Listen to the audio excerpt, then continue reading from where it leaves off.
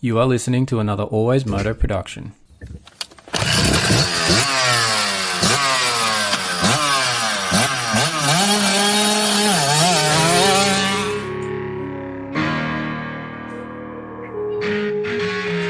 The AlwaysMoto podcast with your host, David Hogan.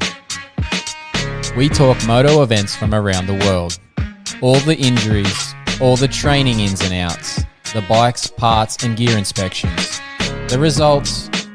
We interview your favourite riders. It's the AlwaysMoto podcast. We occasionally have some coarse language and the odd stuff up along the way. If you don't like it or you don't agree with us, turn it off right now. I'd like to remind you that he is not a doctor.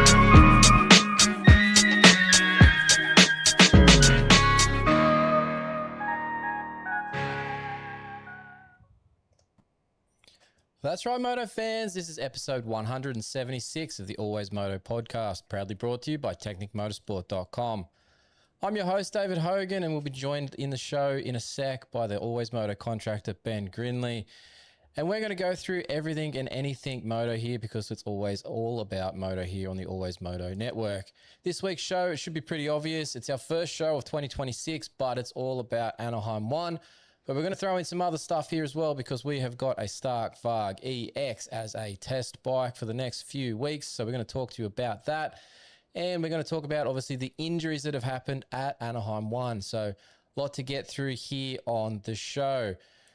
But all these bikes and teams out there, they all have something in common. They all have suspension on their bikes, and they use either KYB or Showa suspensions for a lot of them, and they service them with genuine parts and accessories. And KYB and Showa, they have an Australian distributor, and that is TechnicMotorsport.com, and they are in Sydney. So why would you use non-genuine seals, wipers, bushes, and other consumables when these parts are available in Australia and generally available the following day, and they perform better than those aftermarket parts? TechnicMotorsport.com is your place to go to for KYB and Showa, from seals to fork tubes, individual internal components, A-kit suspensions. They've got it, and they've got it in stock. Use the Find My Bike tool on their website to find compatible parts, and new parts are being added all the time on TechnicMotorsport.com. If you're not in Australia, that's okay. They have a currency converter on their website, and they ship, and a shipping calculator, and they ship daily with DHL, so check them out. Our other show supporters, of course, Duramoose. We've had that Duramoose inspection up on YouTube. We've got it on the Spotify feeds as well. So check those guys out. Duramoose, the way to get no flats in your bikes anymore. Of course, Pivot Pegs, Competitive Edge Performance, and Tech 167 3D printing for the show support. And pretty much now for the next few weeks while we've got this Stark Varg, Stark Future as well is on board with us as well. So there's plenty there that you can go and support. Now, our t-shirts are still available. It's this one here that I'm wearing. They are $25 plus postage and handling. We have plenty of them in stock. So send us an email, info@alwaysmoto.com, to get yourself one of them to show some support for us. If you don't want a shirt, that's okay, but you want to support the show, that's even better.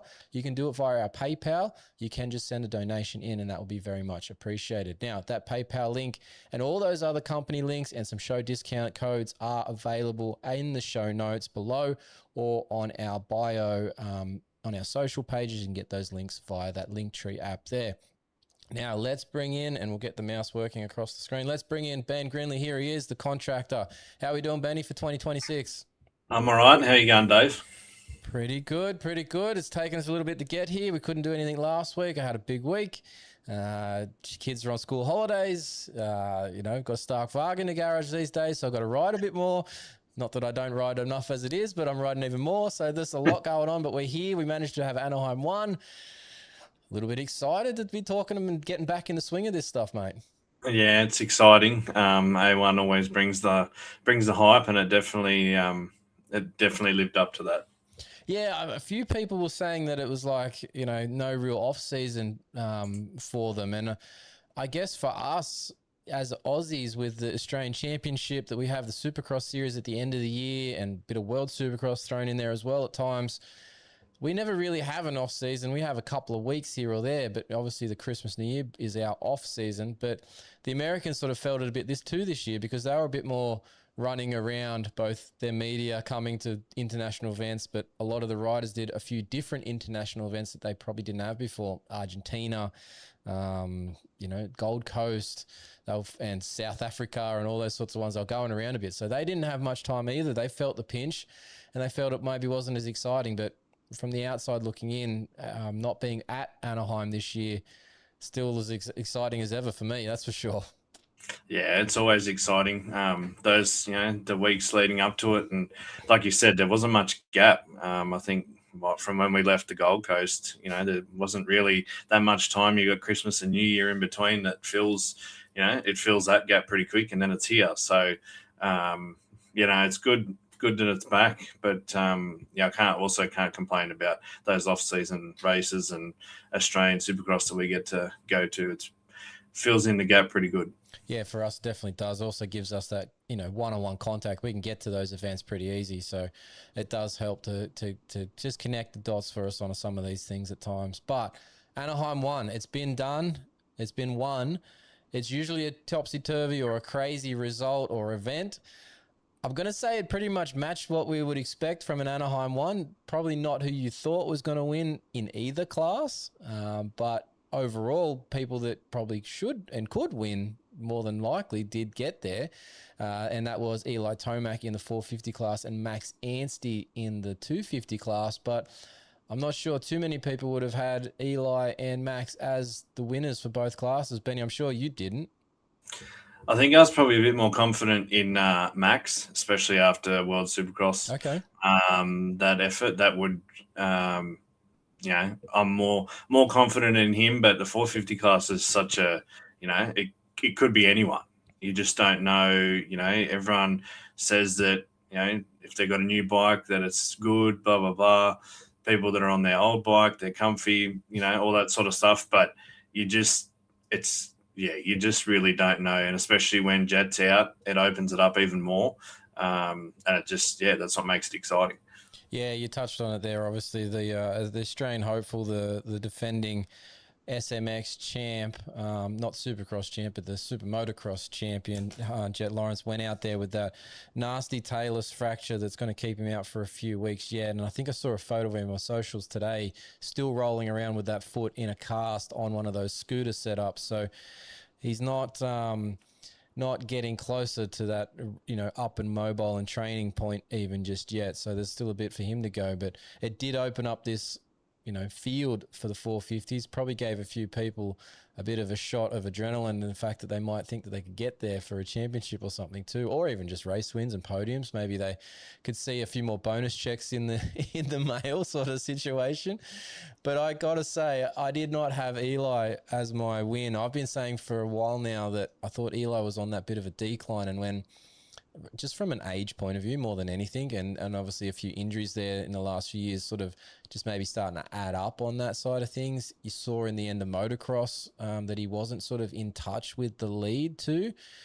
But Supercross is obviously a different game. He did really well when he went to that first World Supercross round, but the Gold Coast one sort of influenced me, I think, because the bike didn't look that good there.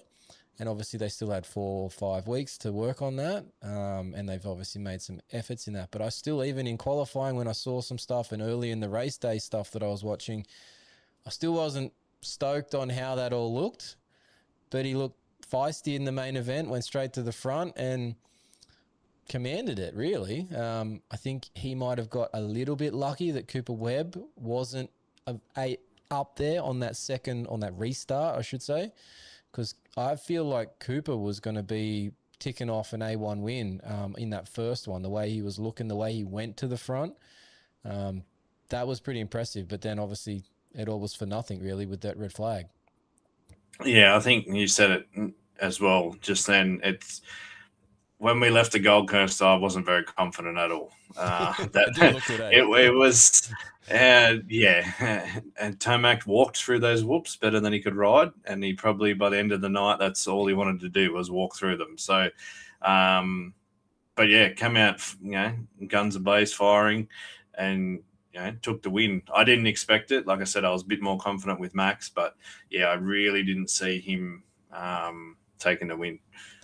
Now, the one that I thought was going to get the win, and this is sort of a bit of stability coming into that, decision that I made, a bit of past history, and just the fact that he's still, super speedy, and he is just, he's Ken Roxon.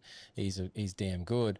Kenny's got a good history at A1. Obviously, he's done a couple of rounds with World Supercross, looked really good at those rounds, and the fact that he hasn't changed diddly squat for quite a while now on that Suzuki team. I thought he was going to get it done, and I reckon if he had got the start, he would have. And the fact that he was there or thereabouts that whole moto in Anaheim. Yeah, he could have got it done. So he was damn close. So he was my pick, and I'm going to pick him for this week coming up because I looked at the track map already.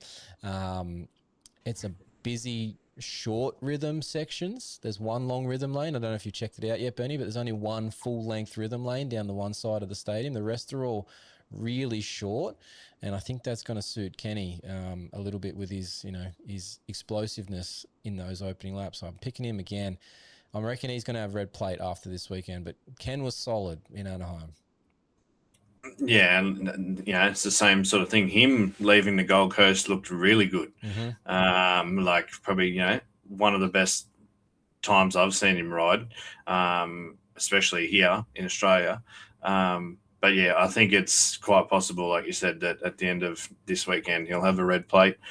He's always going to be there, no matter what seems to happen. He's always hanging around the podium, third, fourth, always in that area. So yeah, we'll see. Yeah, definitely. Obviously, special mention to the man on the podium for the first time, Jorge Prado. I got to say, Prado was right. It seems that all the decisions and the stuff that he was saying at the end of last year, he sort of was right. But there is a big but after that comment, because that was one round at an unusual situation of Anaheim 1 where all these things can potentially happen, and they have happened in the past. But if he backs this up, or even close to backing it up with like a top 5 this coming week and the following weekend, I think he basically shoves all that in everybody's faces and goes, see, I told you so. Yeah, there's a very big if. And like you said, we need to see this weekend. I think top 10, even if he didn't get a podium for the rest of the year, that still shows that, it was the bike. The bike changed him. But I'm just not sure. I need to see more yet. Yeah, I'm stoked for him. I'm happy to say that he was right. But if he backs it up, like I said, he'll just shove it all in everybody's face, even more so than he already probably has this week after what he did at Anaheim 1. But well done, Jorge Prado. I think we're better for it as a sport that he's doing, that if he can continue to do this, particularly if we can get Jet back healthy for outdoors and have Jet, Hunter, Chase, Eli and Jorge fully fit rocketing. If we could have a really crazy outdoor series if they can get that way, but that's obviously a long way off yet. But let's see if he can back it up one more week. Now, some honourable mentions before we get to the two that didn't have such an honourable night. Jason Anderson, I'm pretty stoked on his ride for 5th, and I actually asked Clinton Fowler 3 laps down Fowler's Fast Facts, I think he is. He used to be 3 laps down. He's changed his name. He's the man that does all the stats on the SMX Insider videos. And he actually, because I thought it must have been a long time, Benny, since 2 Suzukis in the top 5. Turns out it was only San Francisco in 2024. Yes, I did see that. The back and forth on X, Twitter, whatever you want to call it today. But you're right. I would have thought it was further back. Yeah, I just, for some reason, I was like, Josie, that's got to be a first for a while. But yeah, so Jason Anderson, well done. I wouldn't be surprised if Suzuki gets 2 bikes in the top 3 on the podium at some point this season, because Anderson looks good on that Suzuki. I think it's one of those situations where what you grow up on in those later periods of your 80s and 125 250s, whatever it was, that these guys are probably 250s these days. But what they grow up on in that end period of their amateur career, they tend to have a familiarity with those bikes. And whenever they end up back on them in the pro ranks, they seem to do really well. Ken Roxon's as an example. Jason Anderson's now an example. Jorge Prado's an example. He only ever rode KTMs. The one time he rode something else, he didn't work out, as we were just mentioning. So, yeah, it's something to keep an eye on. So, yeah, good for him. Hunter Lawrence, reasonable A1 for him for a change, which is good with 4th. But then we get into the not so honourable mentions. Chase Sexton, Cooper Webb, unfortunate, like I said at the start of this, probably the red flag screwed his evening a little bit. And Justin Cooper, there's an anomaly there. The man needs to figure out how to skim whoops. Yeah, it's not great. It's That's the best answer. It's not great. No. Yeah, it's not great at all. I can't hit a set. I've rolled a set. I've never hit a set. But for someone who this is their job, I think we should be skimming them. Yeah, look, there's just something there, whether it's psychological, whether it's just comfort and setup on his bike. I don't know. You're right, but for a professional, they should be capable of doing both. He clearly isn't. I don't know why, but like he's fantastically fast on the rest of the track because he's obviously capable of getting up there very high in the results. But just that, I feel that just holds him back from being a race winner at some point. Maybe I'm wrong. Maybe, he gets a different scenario, a different track breakdown, a mud race, something. But if we're talking all things equal and everybody's not having bad starts or crashes on opening laps, I just don't see him getting a win in that method of track approach to the whoops.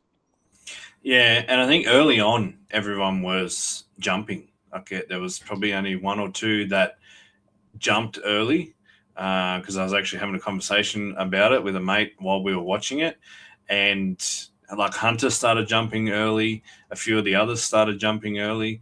I think RJ wasn't jumping, and look how that ended up. It's just probably why. Honorable mention. Yeah, which is why Justin Cooper probably doesn't want to skim them. Yeah. But yeah, I'm not sure whether we're just playing the safe game for the first round. I'm not sure. Yeah, that's a point. Maybe he just wanted to get through it. He didn't have the best of starts and had to work through, so that might have played a factor into it too. But at some point, a few of them did revert to skimming later on. They all found that one side of the whoops that started working a bit better. Yeah, some of them still jumped, but did you see the video, actually, speaking of the whoops, the video of Jason Anderson that I think it was Jason Lawrence put up today, where he was so smooth at the end of that whoop section to just drop into it, double or triple, whatever it was, out of the last bit of the whoops, and then triple the double out, like triple the jumps out to the corner, and just so smooth. It was beautiful. Yeah, it was a really good line. I did say that earlier today, yes. Yeah, that was cool. So, yeah. So, look, there's something there. Cooper Webb, like we said, I'm not going to dwell on it, but yeah, if that red flag doesn't come out, I reckon he wins, but it just changed his whole night. Unfortunately, he got caught up a bit, and that's restart. Look for him to have a bounce back this week coming, and I wouldn't be surprised he either wins or is, second or third, with Ken in there. And then the third position on the podium this weekend, you got to think Chase Sexton's doing something, because you can't have 2 weeks like that after making all this noise about the change was necessary, a la Jorge Prado, and then do what he did at Anaheim 1 and not really back this up. But I think he saw more of the sides of the track than he saw of the track at Anaheim. I think you're right. I think he's definitely doing something. I think he's probably hiding under a rock at this point. Because I wouldn't under a rock anyway. I wouldn't want to be in an earshot of anyone or let anyone see me. I'd be hiding way away. But yeah, he needs a really big bounce back this week. There was plenty of noise about this whole move and everything else, and like you said, he was more off track, more on the ground than actually racing. So there needs to be a big step up this weekend. Yeah, so I think if we talk results and past history, I feel like the winners and the top 3 from Anaheim aren't usually the top 3 at round 2, one of them will be there, but they won't be the one that usually isn't the one that wins, doesn't win again in the second round, because that's where all those bounce backs, the Cooper Webbs, the Chase Sexton, the Hunter Lawrence might be the one that wins in round 2. But somebody's going to have a somewhat consistent result to then be the one that comes out as the points leader. Hence, I'm saying that could be Ken Roxon.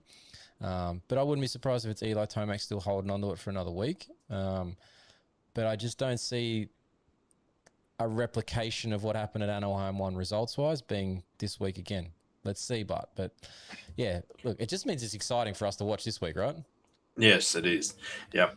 That's at least, you're on the edge of your seat waiting for, hurry up. Sunday for us, for those listening in America. Yep. Sunday for us. You're hanging out for it. Yeah, exactly. So quick on into the 250s. Obviously, Max Anstey, very solid ride to come through past a couple of guys there at the start. Obviously, had to make the move on Chance Hymas and then Ryder D. Ryder D dropping back to third, but holding on to that one. Obviously, great ride there from Hymas. I wasn't expecting that after his long break with his ACL, and he's been very inconsistent with Supercross with injuries of the last 2 seasons he's tried to do it. So that was a positive sign for Chance Hymas. It looked really good. Ryder D, I think Ryder D is going to be a sneaky one this year. I think there's more from him. He might not win this championship, but he's going to be top 3, I reckon. Yeah, it's quite possible. Really good performance from him and Hymas together. Probably thought Ryder would have floated back a bit, but I think once he got to third, he sort of just stayed. I think there was a big enough gap behind him to not get sucked into that. So yeah, really good performance for him to get on the podium. Yeah, and Hayden Deegan obviously salvaged that night. I think there's something wrong with Deegan's starts in general, because he's not the greatest of starters in most scenarios. And in outdoors, it doesn't really matter so much for him. He's good enough to get a reasonable start, and his fitness obviously comes into it, and the wider tracks and the bit more wide open, loose technique of his comes into play. That doesn't work so well in Supercross, and that showed. The fitness is what got him through that one to that fourth, and his determination, not so much his technique and his speed. Because, he did salvage fourth, which was good, but Supercross is an inconsistent game for him at this point, isn't it? Yeah, he's definitely not as good at the Supercross layouts as he is in the outdoors. There's a few names under him that can battle with him or beat him, but the rest of that list, he's definitely a lot better than the people below him. But yeah, then you've got the 3 in front of him. I think they're going to make it a hard championship for him, especially with Max. I don't think it's going to be as easy as he probably thought or hoped it would be. No, Max is really old, coming from somebody who's older than him, but Max is really old in that class, considering he was just become the oldest person to win a 250 race. So that's pretty interesting. But he's growing into this role, and I think he's learnt a lot over the last sort of 3 years now with the Australian Supercross Championships, the World Supercross Championships, his experience in winning AMA races and then having the championships taken away with injuries and stuff like that. So this one might be the year, and I wouldn't be surprised if he sneaks it away from Hayden Deegan in his final year on the 250. It could be a bit of an upset on the cards here, but let's watch this and see. The other part of this, another not so honourable mention now, Levi Kitchen, man touted as the one to challenge Deegan. He might have given him too much of a head start here at the opening round. Yeah, it's not ideal, especially not being on the ground first corners, not how you want to start. Did well to get back to 6th, but even then I thought he was probably going to get 4th or 5th at least. But it just didn't happen. No, he didn't move through enough, and he was on the tail of Deegan at one point there trying to move through the field, but I think he might have tipped over again or something happened, because he just didn't continue to stay with Deegan's progress late in that main. So anyway, let's see what he's got this week. Maybe he's the bounce back for the 250 class. It's possible. Yeah. Just Just quickly too, before we leave the 250 class, going back to that experience of Anstey and sort of growing in that, I think back to the Gold Coast, how hot and disgusting it was, and they even likened it to the Florida weather and whatever else. Mm-hmm. The man is smart.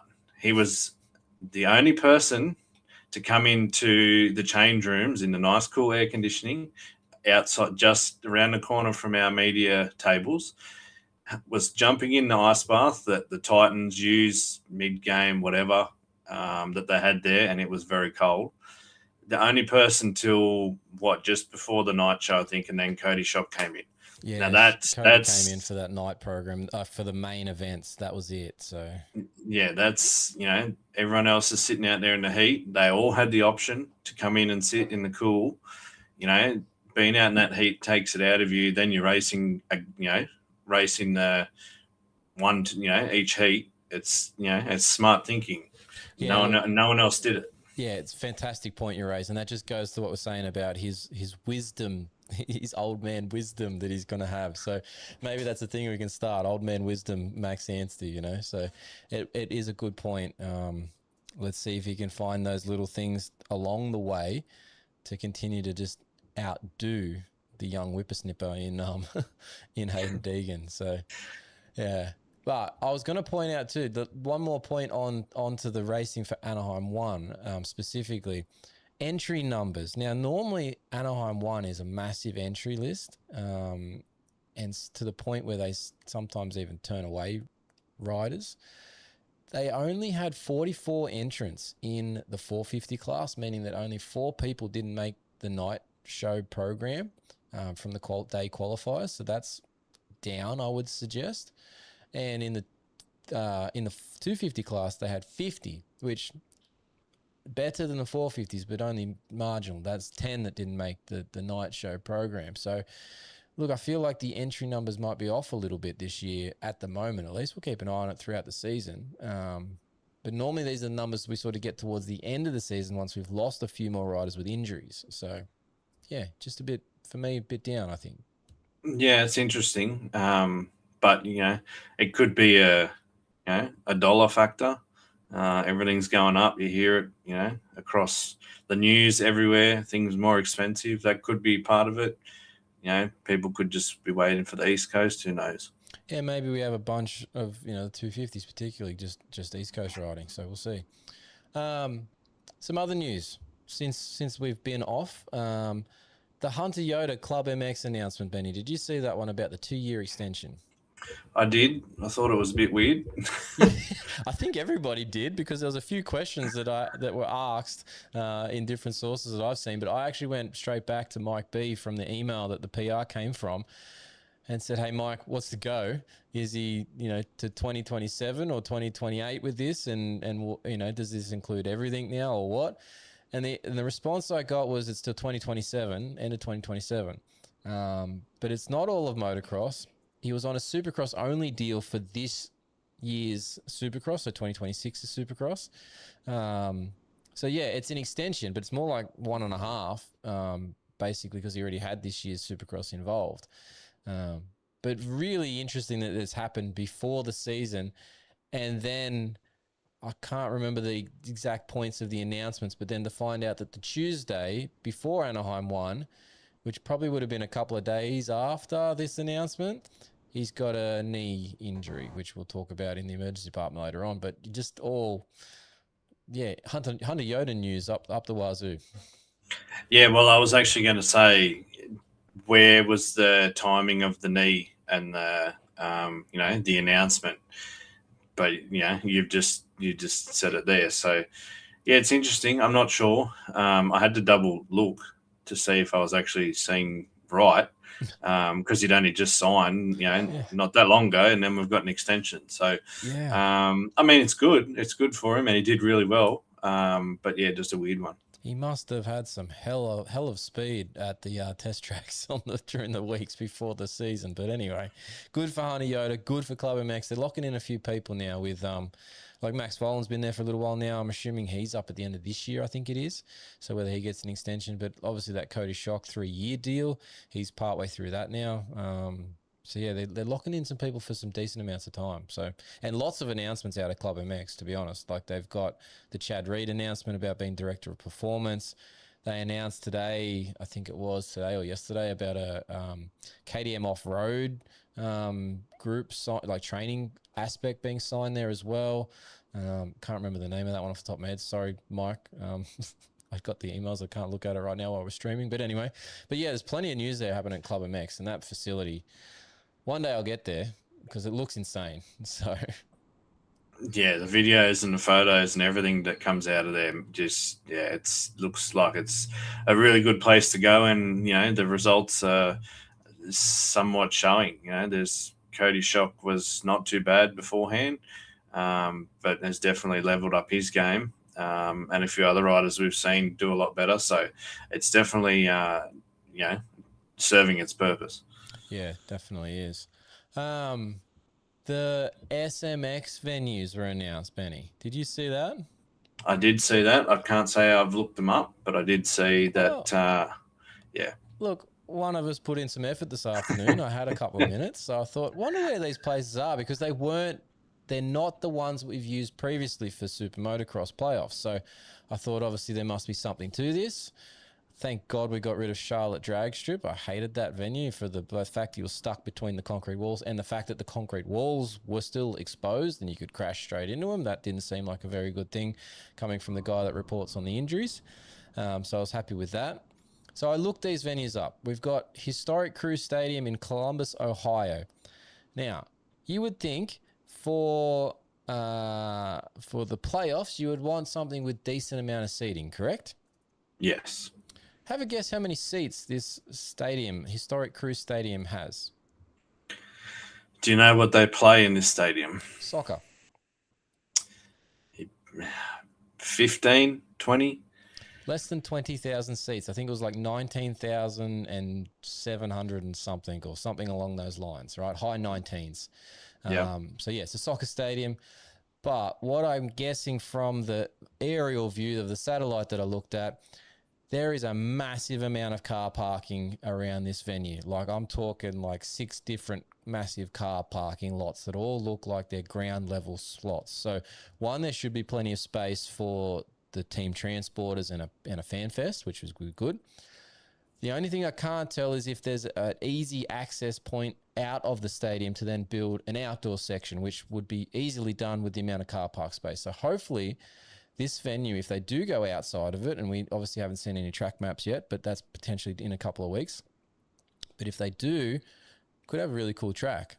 But they're going to have to then have maybe some portable seating or portable stadiums that they put up at different points around the outdoor section to increase that capacity. Because I wouldn't think they'd only want 20,000 or not even 20,000 being able to watch this one. Yeah, you'd think they'd have to go outside somehow, whether it's just a bit of standing, bit of seating somewhere. But yeah, if there's the room, surely there's got to be a way out. Yeah. Now, venue number 2, we're in Los Angeles. We're at the LA Galaxy's home stadium, which is a soccer stadium. Again, let's have a guess at the seating size, Benny. Probably about the same, 20. 27,000. Again, a little better. A little better. And again, kind of like this, the Columbus, Ohio one, has a decent amount of parking area outside. Not as much, but somewhat. But again, I don't know if they're going to be able to get out of the stadium and use the exterior parts of it, put up extra stadiums or not. Going to have to see. All right. Those first two, I'm okay with if they get out of the stadiums and have the outdoor track and then put up some, kind of like the Argentinian round of the World Supercross where they built stadium around. If they can put up, scaffold seats and stuff, we're in business. So this could be really cool. The one that is the interesting one for me, and I don't know if I've looked up the right spot, but it's what I saw. Thunder Ridge Nature Stadium in Ridgedale, Missouri. This is brought on in part 2. Now, Bass Pro Shops is the sponsor for this, and then I noticed that the sponsorship bannering of Bass Pro throughout the stadium in Anaheim. So they're obviously on board with the Super Motocross series, which is cool. They're massive. I don't know if you've ever seen one, Benny. I've been in a couple of them, and they are insane shops. Yeah, I've seen them online. I actually had some mates go to America and bought me a hat, which I didn't bring in here because I was actually just going to lift it up if we talked about it. Oh, what? You missed the opportunity, bro. I know, I know. As soon as we started talking about this, I remembered. Anyway, Too late. but yeah, they are really cool. And for someone like me, like I like fishing and stuff like that. I'd love to go and see one. But yeah, I think it's really cool. You know, it's a really cool crossover, random crossover, but a cool one. But I think that also comes from, you know, Malcolm Stewart a bit. Could be, and look, hopefully their involvement grows as they get some exposure to the sport, because it's the potential links there. I would assume that a lot of our fans go and shop in there at some point, right? Like it's the right sort of outdoorsy stores, so that would fit. Yeah. Now, And they do have sponsorship on NASCAR and stuff like that too. Yeah. So they do go out into the different motorsports. Yeah, exactly. So let's hope that they can spend a few more dollars in our sport over the next few years and become a real mainstay, let's say.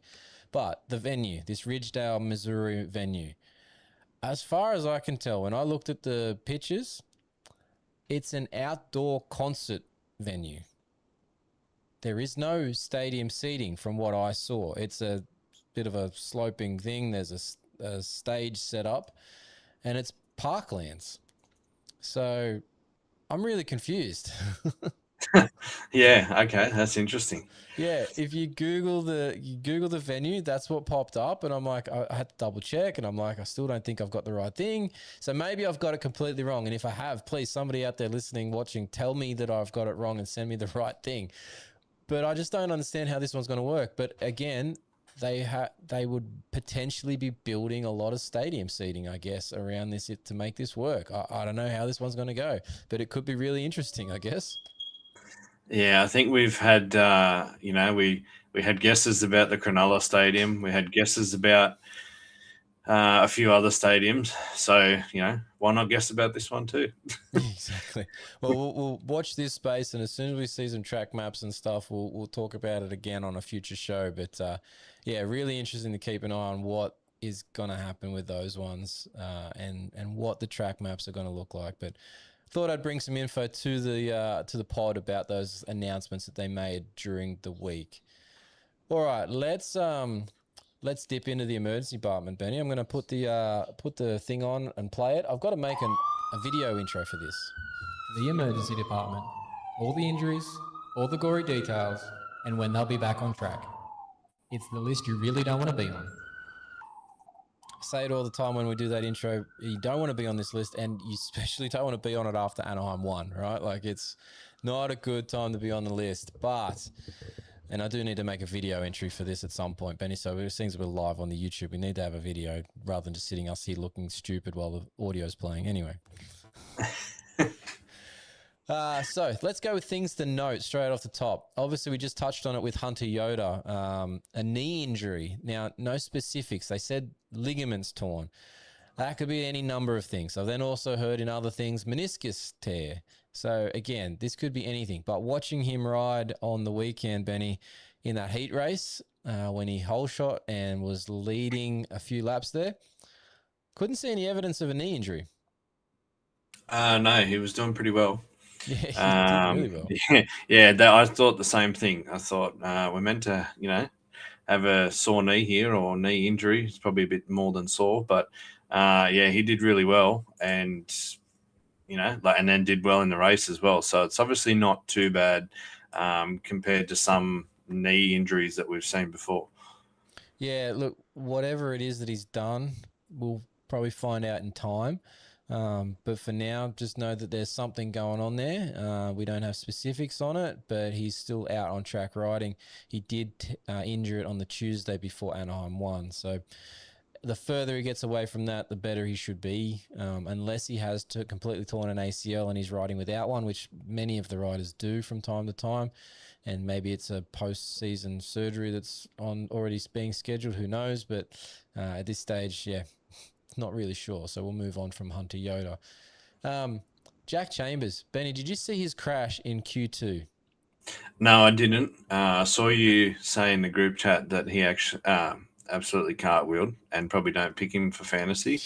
Then I didn't see the video, and then I saw him do pretty well later on. So I was a bit like, 1 minute he's nearly, knocked out, and next minute he's doing really well. Well, look, you touched on fantasy and my comment there, and for one, I was right. He missed the main event, so I'm glad nobody should have picked him, right? So I was okay on that side of things. If he had made it, it would have been a whole different story. But two, on that, we've got our AlwaysMoto fantasy leagues across Rocky Mountain, Fast Moto, our bootleg league. You've got the Survivor one going, haven't you, as well, with Pulp? Yep. We've got leagues everywhere. If you want to join one, jump on and send us a DM, and we can get you in there as well. So, yeah, some of them obviously won't be able to get points for the first round, but if you played elsewhere, it'll sort itself out.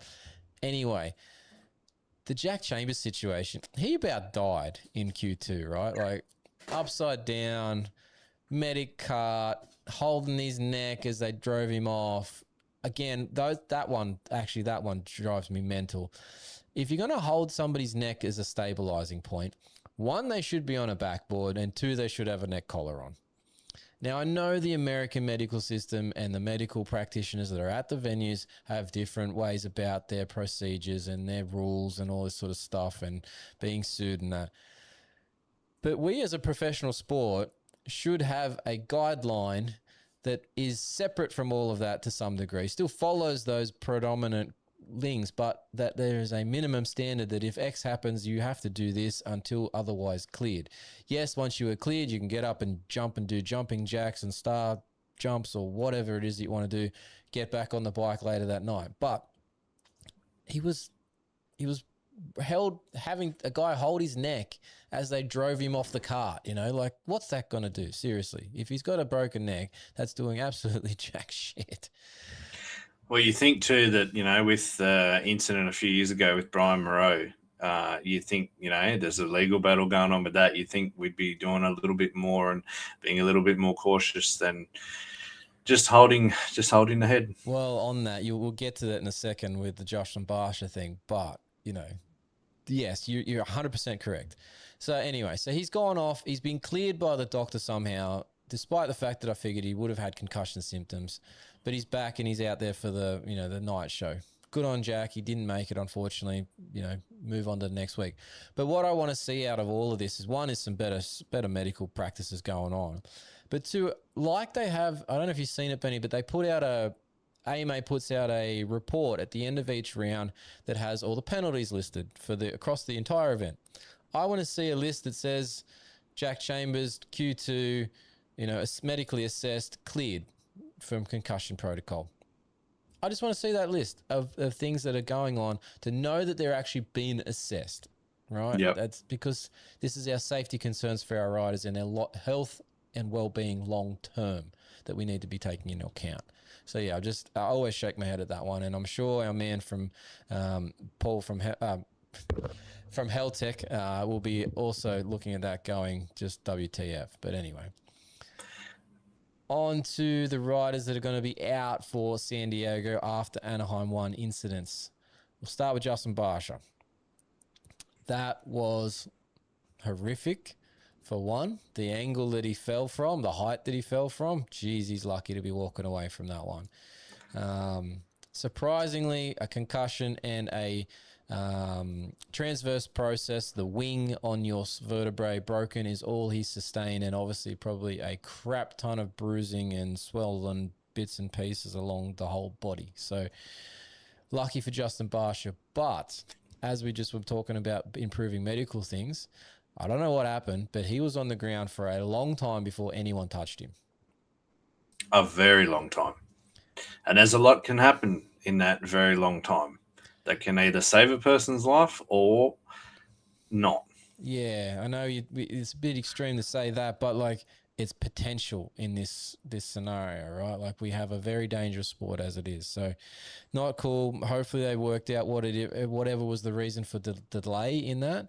But also the other one that I saw at some point, obviously there's lots of videos going around about this and some shouldn't be posted. Like, Benny, yourself, when we've been at these media briefings, Yep. at Supercross in Australia and World Supercross, the first thing they bring up is if there's a critical incident, such as this one, like that Barsha was involved in, none of that video is to make its way out into the public until it's been cleared. And even once that point, you're not really posting it, right? Like, it's just not cool. But it's all out there across the place. All these random media sites are doing it. It's not very nice, right? And just the general consumer is just posting. Like, those that's ones where we can't control, right? But no, like, even them could have some, common sense and be like, hey, this isn't really cool. But they don't seem to think about that. So yeah. anyway. Even I'll just quickly go back to, I think it was 2024.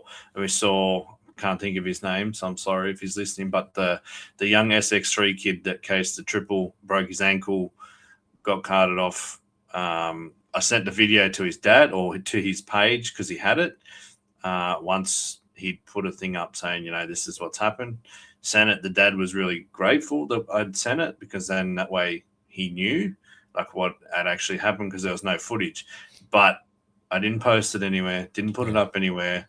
It was hidden away. And then once I sent it to the dad, I just deleted it. Like, there's no, we haven't posted it on the page, nothing. Yeah, it's just a bit of respect. Like, there's obviously going to be times when we have some crash footage that we post, but it's because the guy pops up, jumps back on the bike and rides off, right, and continues the race. When there's a serious injury, we're going to have a bit of discretion there in terms of what we do and don't post. So, yeah, look, try and be a bit, humane to everybody out there. Have some brains. And there was footage before the end of the main event. Yeah, From media, from media outlets, there was footage before the end of the main event. Yeah, it's nuts. But one part of the footage that was a little bit disturbing too, along the medical treatment, was the fact that the first person that did get there, he's laying on his side. He's probably just landed straight on his head, and he did, as per the videos. But you don't know that. But he gets there and he grabs him by the shoulder and sort of turns him a little bit. Now, for me, that's a massive no-no. You shouldn't be touching him until you've made an assessment of him. And he came from the backside of him, so he couldn't see his eyes and he couldn't see if he was breathing or not from the backside. So there's a few issues with the approach there from the medical team that me, as a medical Adelaide health professional, not stoked on. But again, I'm sure there's lots of learning being done from that incident there, after that weekend's race. So how much worse would it be without the airbag? It's funny. I was having a think about this the other day, and I haven't even mentioned this to anybody else. I had a thought about it after that comment that Justin said about that he thinks that it saved him. One, for I think the only part of it that helped him was when he tipped over onto his back, right? Obviously, he then rolled a couple more times and ended up on his side. But the initial impact wouldn't have been protected by the airbag at all, because it's all from his head through his neck, right? So, and into his spine. So I don't think it made a massive difference there, but it probably helped him on the second and third impacts. But I was having a think about my own accident and if I was wearing one from Hadar a few years ago, and I thought about it and I thought there is a high potential that I might have a spleen still if I had one on. So anyway, the only other part of that I'll add to it is I looked at the price of it in a certain e-retailer that we have here in Australia, and the $1,000 sort of scared me off. So yeah, no, once the cartridges are gone and you need to get new ones too. Yeah, look, it's an expense, but obviously having an organ that I'm now missing might be worth it. So yeah. Yeah, anyway. All right, so that's Justin Barsha. On terms of Justin, if we're talking about just the concussion and just that little fracture of the spinous, of the transverse process on a vertebrae, and it's only one, that vertebrae should be healed in about 4 to 6 weeks. The concussion, 1 to 2 weeks potentially, given the fact that he's probably going to be limited by the fracture anyway. He should be recovered from the concussion without too much hassle. He could potentially return sooner because that single fracture would not be too much of an issue. He'd just be dealing with a little bit of pain. But I would have to think his headspace isn't great for the moment, and he would take some time just to get everything back in a straight line before he went hell for leather again. So I'm expecting not to see him until February, but let's just see how he goes. He might surprise everybody and be back sooner than what I'm mentioning here. Next, one on the list. Next one on the list. And this one, I've messaged him. I've been in touch with him. I said to him, don't feel so bad. I've done worse in terms of how long into an event before an injury occurred. But Benny Bloss unfortunately went down on basically his second lap of press day and broke his wrist. Now, that's not great. It's not a long time into the season, but at some point in the season, some people didn't even get there. So he's over the top of them at this point. But yeah, not great. But I did point out to him that I once made it one corner and one jump before I binned it and was out for the day. So he had a laugh at me, which was what I was trying to do. But yeah, it's not great for Benny Bloss. Yeah, it's not ideal. The reports started flying pretty quick again. Social media, they started coming out quick, but it's not great. And yeah, like the video he put up, he's pretty pissed off, I would say, and rightly so. Especially when you've just done the preseason and everything like that. Same as Jet, he'd be pretty pissed off with his injury as well. So yeah, it's not ideal. No, not at all. He is going to be doing, and from our interviews with him on the shows past when we've had him on, he is an avid cyclist, so he is going to be smashing the stationary cycle like a psychopath for the next few weeks, I'd say, just beating himself up about it. But he's had surgery in Vail, Colorado. He will be back in about 4 to 6 weeks, I would say. So yeah, Benny Bloss, Beater, out. One thing on Beater, that press release within, God, it must have been an hour or two, was fantastic. Well done, Beater, and getting that information out to us officially that quickly. That was awesome. Next on the list, Malcolm Stewart. Now, Malcolm obviously was the one that Justin Barsha landed on and unfortunately didn't make the restart of that 450 main. Dislocated left shoulder, and he didn't look comfortable when that was out. He was holding himself in a bit of a funny position. Like normally for me as a physio, when you see a dislocated shoulder, you can see exactly straight away it's dislocated. And I took 2 looks at him to actually figure out that it was dislocated because everything that he was doing was sort of not traditional dislocated shoulder position. Now, obviously some of that was to do with the fact that a 450 just landed on him. But yeah, it took me a couple of looks, Benny, to figure it out. But he was horribly looking in terms of walking off there. He was in a lot of pain. Yeah, well, he had a bike land on him, and then he got steamrolled by Faulkner. Faulkner, that's right. So he got landed on and then run over. But yeah, it didn't look good. And at that point, I thought he was the one that was injured. Like that was why we had the red flag, because it was only him that we had seen. But yeah, it wasn't looking good at all. No, so dislocated shoulders obviously have a very different timeline from person to person. Some will literally put it straight back in and go back out on track. Others will take a week off and be good. Others require a complete reconstruction and like 3 months out of action, aka Hunter Lawrence last year's injury from Tampa. So we are waiting further news on Malcolm Stewart at this point. So I will try and have my injury update video out on YouTube later this week. And hopefully by that point, there will be further info that we can confirm whether he is able to rehab it, just with conservative approach, or whether he's a surgical candidate or not. So we'll come back to Malcolm Stewart in a couple of days. Where are we? Wednesday night. So probably see this on Friday. So 2 days time, I'll try and have some more information on Malcolm Stewart. But yeah, bit of a rough go. Every time you make a video, then it all comes out after it. It drives me nuts, but it is what it is. I can't control it. As much as I'd love to have that information, and hopefully in time, the more people that we get to speak to, I'll become known as the guy that needs that information, and I'll get it straight away. But for the time being, yeah, I'll put out something, and then an hour later we find out the actual result. So it drives me mental. Every week. Every damn week. All right, that's enough of the emergency department. Like we said, we'll have the video out as well later in the week for some more info. Product inspection time. Now, Benny, you've seen the pictures. I've been smiling for probably 2 weeks now, straight. We have a Stark Varg EX in the shed. It is our media test bike for the next 2 months. I have been putting in some time on it. I obviously went and did, and if you haven't listened to it, a couple of years ago now, I went and did the original media introduction of a Stark Varg in Barcelona and fell in love with the bike over there. And I've pretty much been singing its praises ever since. And I now have one. It's wicked. Yeah, and for everyone listening, I've known this is coming. There was phone calls in Melbourne. There was phone calls at the Gold Coast. There was phone calls everywhere. There's been a bit of effort going into this. Yeah, so now it's here, and I can't wait to see the video. Yes, well, we've got some stuff coming. I've been working on an initial first impression video that's probably 3/4 done.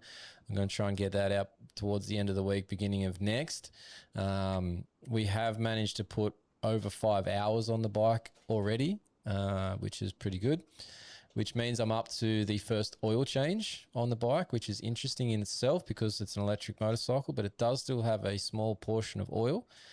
Now, any guesses, Benny, on how much oil is in this bike? 500 mil. Mate, way too much. It's 80 mils of oil I've got to change. It seems almost pointless, but at 5 hours, you have to drop the oil. It's kind of like one of those initial, bit lighter versions of the oil to make the initial run-in time go well. So I've got to drop that at 5 hours, but the best part is I don't have to do it again for another 40 hours after that. So by the time I hand it back, I won't have done this one oil change, and that's the extent of my maintenance for this thing. It's fantastic. I've been riding into the complete dust bowl that it is at the moment because there's been no rain in our area, and I don't have to change a filter. It's fantastic. Yeah, and that's the worst part. Changing the filters, it's the worst part. That and mixing the two-stroke for me, because obviously my normal ride's a Sherco 300 two-stroke, and I haven't had the mixed fuel. All I've had to remember to do is, because I'm on off-grid solar, I can charge it during the day without paying for it at all. Like, I'm not paying for it anyway if I charge it at night, but I'm just trying to pay attention to the batteries in my solar system. So I'm charging the battery on this Varg at like 10 a.m. to 12 p.m. to 1 p.m. Sort of, it takes 2 to 3 hours depending on how far I've gotten the battery run down that day. And I'm charging it for nothing. So it's costing me nothing either on that aspect. It's fantastic. Yeah, that's good. I've got a mate, same thing. He's, he loves it because of that reason. He's got the first model. But yeah, same thing. It's easy to charge, no filter, all this stuff. He loves it. Yeah, it's been wicked, and I'll have some photos that I'll put out. Once I get this video up, I took some screenshots. The amount of data you can get out of this thing after a ride is insane. Like, you would know when you parked your bike up after a ride. Normally, you get off and you're like, oh yeah, I think I've got about half a tank of fuel left in it. And that's all I'm getting from the information of my ride, right? Unless I had a watch on it to say that I rode for an hour or whatever, I wouldn't know. On the Varg and the dashboard and the Arkenstone phone that's on there, I know how much battery I've used. I know how many Gs I hit across my ride. I know how much airtime I hit across my ride. I know how far I did, how much time I did. I know how much horsepower I actually used across my ride. And surprisingly enough, with the horsepower, it's a 60 horsepower version that I've got, not the 80. You can upgrade to the 80, but I'm not going to do it, especially after I've seen this map today. It comes stock with a 40 horsepower map, and I thought, screw that. Up to the max, 60. We made the maximum power output, right? Once today in my ride for an hour and 5 minutes that I was out on my track, and it's a bush loop, so it's not wide open. The EX is an enduro model. But once today, I went over 40 horsepower usage. And I'm like, I don't need 60 even. It seems pointless. Just give me a 40 horsepower version. Yeah, and by how much did you go over? I think it was about 3 horsepower. Yeah, okay, right. So I didn't even hit 45, I don't think. So and like, I'm not going slow, trust me. The thing is fast. But yeah, the horsepower output is insane. So anyone out there that goes, I've got to get the 80 horsepower, I've got to get the 80 horsepower. Yeah, you really don't. Well, it's like a 450. We can all buy a 450, but none of us can ride it to its full potential. Like Yeah. it's the same sort of thing. So, if you want to buy it just because, then whatever. But yeah, Yeah, I guess part of it too is like it's track dependent as well. Like obviously it's an enduro version, so you're in the bush going tight tracks. You're never going to get to the point where you can really open it up. And if you do, it's for a very short period of time, right? It's not like running out on a speedway track where you're going to use all of that. So in that scenario, yeah, you probably do, but you really need to think about what you're going to use it for as to whether you need, X amount of power. And I dare say for probably 95% of the consumers out there, 60 horsepower would be absolutely plenty. yeah. Even just, I think I tried with my mates with 25, maybe 30, and even that was like, well, calm down. Yeah. Like, that's The funny part was, like, I took a couple of mates out on it on the weekend to have a go because they were interested. And they're like, oh, how do you change the map? And is it just presets? And, 1, 2, 3, like there's 5 different maps that you can pick from. But I'm like, no, you can customize one and then save it. I'm like, oh, how hard's that to do? It's as easy as a slide bar on your bloody phone. Just a couple of things. I did it in like 30 seconds. And then I hit save and away I went. And I changed the horsepower for the acceleration. And I also changed the regen amount in the same time. 30 seconds, done. It's super easy to work with. So the customization on it is awesome. But like I said, the stats on the dash as you're riding, after you ride, it's insane. You actually feel like you know what's going on. yeah, Rather than just going, oh, I had a cool ride today. yeah, So, yeah. No, that's cool. Yeah. So we're going to come out with, obviously these videos, we're going to do a bunch of different ones trying to educate people on the bike, but I'm going to try and do a couple little short ones, hopefully funny, hopefully catchy, algorithm-ish. Rules for riding a Stark. And one of them that I'm going to mention here, and Benny, have you ever gone into a corner and, you pull the clutch in and you give it the old blip just to make sure the engine revs stay up so you don't stall it? You've done that before? Yeah. I obviously do it a lot on a 2-stroke, right? I'm trying to keep the revs up. First day out on the Varg. It's a handbrake, so there's no clutch. Braking into a corner, and I go blip. Just muscle memory decided that I needed to blip the throttle. Well, I missed that corner and went straight through 2 trees. Couldn't believe it. So rule number 1 is don't blip the throttle into a corner. Sounds like a good rule to me. Sounds like a fantastic rule. Rules to live by. If you want to live, that is, continue to live. So anyway, we're going to try and put together I've got a bunch written down that I've come up with so far. We'll try and make some real short videos on that. See if we can hit the algorithm and be a bit funny over time. So keep an eye out on that, anyone listening and watching. So yeah. Just while we're talking Stark, just a quick shout out. You can see the World Supercross Stark plastic over my shoulder here. Oh yeah. Yeah, thanks to them. They were basically throwing plastics at people after the Gold Coast race. So yeah, cheers for the plastics. Yeah, and cheers for the EX. It's even better. Yeah. We'll have to get you. Maybe you have to come for a drive at some point, man. I know you're a little ways away, but I've thought about it. Don't worry, I've thought about it. Yeah. It's just not 9 hours is far. Yeah, and that's one direction. So yeah. Yeah. Anyway, all right. Let's get to the last parts of the show, Benny. How to watch the race this weekend. Obviously, San Diego AMA Supercross. How are you watching it?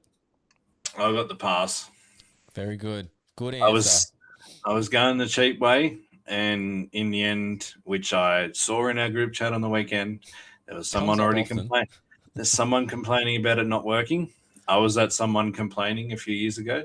Yes. So I just paid the money, and you don't whinge after that. Yeah, I know it's a bit. I know it's $280, but it's when you think about it, it's 31 races plus the archives plus race day live. It's got everything on it. Just pay the money and be done with it. Yeah, look, good point, and I'm glad you brought up the price. For us in the international side of things, it is pricey, and you see all the Americans complaining about their Peacock app and the prices of it, and it's bugger all in comparison. So we have a bit of right to complain because we are paying a decent price for it, but all those other ones that are out there that are like a backyard shonky hack feed line, they are exactly that. Get on the Super Motocross Video Pass. It's exactly what you need. It's exactly what you want. You can pause it. You can skip through ads if you're watching it later on. It just works. It was a little bit about 3 years ago, but the last 2 seasons, it has been spot on every time. Can't fault it. So just pay the money, people. Super Motocross Video Pass is the app on your phone. You can cast it to your TV. You can sit back and watch it on the big screen. It's great. Yeah, and if you think that the app is the problem, like once you've paid that much, go check your internet. Yeah, exactly. That's the problem. It's not the app. It's your internet. It's your internet speed. Yep, definitely. So, and I think if I'm not mistaken, it'll be the same time this week. It'll be an 11 a.m. New South Wales time start for the main show, and I believe it'll be 5 a.m. for race day live, if I'm not mistaken. Yeah, I'll just double check. I've got it here in the calendar, but just let me double check. Yeah, well, while you double check, we'll just tell everybody about pivot pegs, and pivot pegs are the best pegs you should have on your bikes because they are super wide, they are super strong, and they pivot around your peg there. And they allow you to have a better body position on the bike and improve your riding position as you are going through. And they also don't eat the boot soles of your boots anymore. So go to pivotpegs.com and get some pivot pegs for your bikes. Now, Benny, we confirmed 5 a.m.? Well, it says 4:30 here, 4:30 to 7:30. So, but the race is at 11. So, yeah, 4:30, 5 o'clock. So yeah. by the time they finish talking, the bike's probably on at 5. So, yeah, they do have a bit of a chat there. Anyway, now weather updates for San Diego's race. It is an outdoor venue at Snapdragon. It is in California. But being that southern part there, and it is towards the coast, there is potential for rains always, but there is only a 5% chance of rain. It's going to be mostly sunny, so we should be fine. It's going to be between 10 and 23 degrees Celsius, which is not exactly warm, but it's not exactly cold. So it should be a pretty comfortable event. You'll probably see guys with jackets on the parade lap, but that's about it. So should be pretty good for the evening. Now, events coming up. Now, obviously in Australia, there is some events on the horizon, but they are all a fair way away because we are in the middle of school holidays and summer and still lots of people on New Year's holidays, basically. But next weekend, obviously the AMA heads to their round 3 for Anaheim 2. They'll be back to after San Diego this weekend. That'll be January 24th. So that's our Australia Day long weekend. From a Australian side of things, the first thing that I've spotted was the New South Wales Motocross State Titles. That's on the weekend of the 28th of February, and it's going to be not in New South Wales of all places. It's going to be in Canberra, close enough to New South Wales. And then the New South Wales Off-Road Championship kicks off at Maitland on the 14th of March. As for our Australian AusPro MX series, its opening round is Wonthaggi, and it is not until March 21st. So we have a few weeks for any action, any great action here in Australia in terms of motocross and supercross. Obviously, supercross is later in the year. So some things there. We'll get some other things listed on there, the Australian Hard Enduro, etc. We'll get those dates in the list as we go through the year and try and keep you guys updated with what's coming up. And maybe you can pick one of those events to go to. All right. Benny, it's outro time. You got any last words, mate? Just a quick shout out to Chucky Sanders leading the Dakar at the moment. It's good to watch, and hopefully he can back it up. But I think there's still 4 days left, so he's doing well at the moment. But we'll see. There's a bit to go, and I was hoping by now we'd have something in particular from Quadlock, but it's in the mail, I believe. So maybe next week, if he's won, we will have a certain item that we'll show from Quadlock, and we'll support Chucky Sanders. But good luck to Chucky. Good luck to Toby Price in the cars as well. He's doing all right. not probably winning the event in terms of the car overall, but he's given it a fair shake. So I dare say he'll be learning a lot for next year as well. All right. With that, good show. Thanks to everybody out there for watching and listening. If you're not watching, you should be. We're on YouTube. Subscribe to the YouTube channel. If you're not listening, we're on Spotify. We're on Apple Music, or Apple Podcast, I should say. We're on iHeartRadio. So go and subscribe to your favorite podcast player. You'll more than likely find us. Just search Always Moto and you'll be good to go. Send us a t-shirt order. $25. info@alwaysmoto.com. Follow us on the socials. If you want to join the fantasy leagues that we were talking about earlier in the show, you just need to DM myself or Benny. Always Moto. Yours is Grinly22. What is it? Grino22. Grino22. Yeah. That's close. But yeah, send us a message, DM on Instagram, and we'll get you in the group chat to get you the details to join our fantasy leagues if you're interested. We had a couple of extra ones there. Our SX3 man who's been on the show, Riley Burgess, joined this weekend, which was cool. Good to have Riley in the fantasy chat. Very upset out in the middle of the ocean, being geo blocked, not being able to watch Supercross. Yeah, look, with let's add with an international viewer pass, but we can't watch it out in the ocean. Quite get how that one worked, but he probably needed a VPN or something. But anyway, he couldn't figure it out. Had to watch it later. Sorry, Riley. Bit of a joke at your expense, mate, but it was pretty funny when you were messaging back and forth. Anyway, don't forget to check out our written articles over on fullnoise.com.au. But that's it for another show. Thanks to Stark, Future, thanks to Technic Motorsport, Duramoose, Pivot Pegs, Competitive Edge Performance, and Tech 167 3D Printing for the show support.